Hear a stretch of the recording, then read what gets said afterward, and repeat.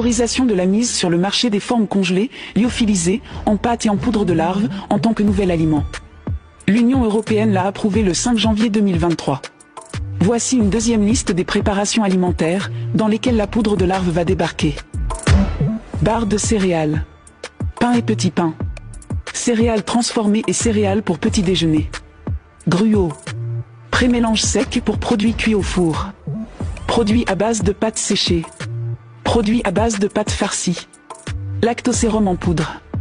Soupe et potage. Plats à base de céréales ou de pâtes. Plats à base de pizza. Nouilles. Encas, autres que les pommes de terre frites. Pommes de terre frites chips. Biscuits secs et graissins. Beurre d'arachide. Sandwich salé, prêt à consommer.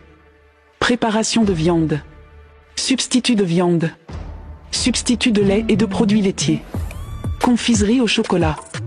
Complément alimentaire, au sens de la directive 2002/46/CE, destiné à la population adulte.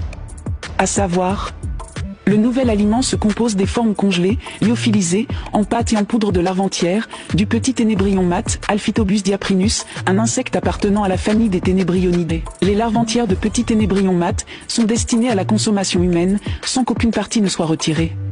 Il devrait bel et bien y avoir inscrit la dénomination suivante sur les paquets.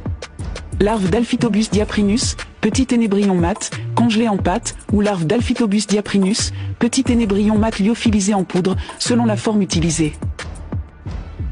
L'étiquetage des compléments alimentaires contenant le nouvel aliment mentionneront que ces compléments alimentaires ne devraient pas être consommés par les personnes âgées de moins de 18 ans.